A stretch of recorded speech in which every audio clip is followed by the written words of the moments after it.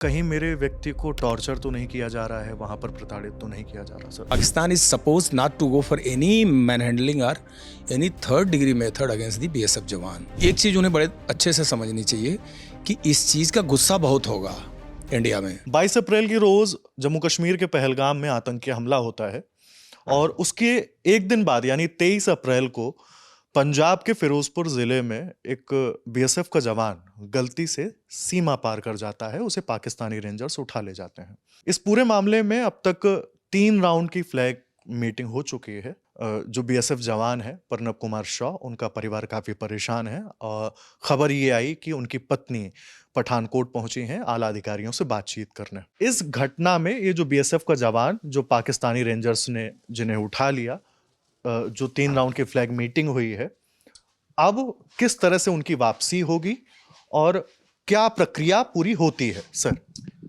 Actually ये जो घटना हुई है अनफॉर्चुनेटली नहीं होनी चाहिए, क्योंकि इससे थोड़ा सा एक डिमोरलाइज इफेक्ट तो पड़ता है। लेकिन बॉर्डर एरिया का सिस्टम बड़ा ही टेढ़ा है। आज के तारीख में तो फेंसिंग लग गई और पिलर टू पिलर और बॉर्डर फेंसिंग और लाइट से अलाइनमेंट और अपना जो एक्सेस है वो बड़ा क्लियरली दिखता है। एक टाइम था कि कोई फेंसिंग नहीं थी, कोई लाइट नहीं था, तब थोड़ी ये घटनाएं ज़्यादा होती थी कि इतना ज़्यादा एनानिमिटी था राजस्थान में, ख़ास करके लोग क्रॉस करके चले जाते थे और एक ड्यू प्रोसेस के तहत वो वापस आते थे। इसमें चूँकि 3 राउंड की फ्लैग मीटिंग हो चुकी है और इसमें पहले क्या होता है कि लोकल कमांडर लेवल पे इस चीज़ को डील किया जाता है। कई बार ये ऐसा रिवर्स भी होता है, यानी उनका भी भटक के हमारे यहाँ आ जाता है।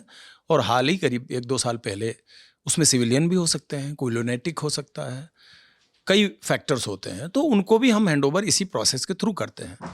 तो लोकल कमांडर एक नोट भेजता है अपने काउंटर पार्ट को और फ्लैग मीटिंग होल्ड करते हैं। फ्लैग मीटिंग में हम इस बात को उनको जस्टिफाई करते हैं कि ये इनएडवर्टेंटली गया होगा, जानबूझ के अकेले तो कोई जाएगा नहीं, जिन भी परिस्थितियों में गया हो और 3 राउंड के बाद भी वो नहीं आया है तो निश्चित रूप से सिस्टम है कि इसका लेवल फिर रेज किया जाता है।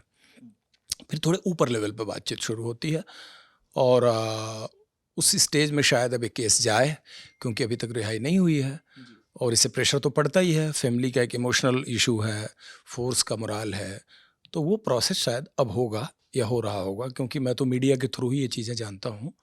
तो रिहाई तो होगी ही होगी। हाँ, टाइम लग रहा है क्योंकि ये बदकिस्मती से ये चीज़ थोड़ी कोइंसाइड हो गई है।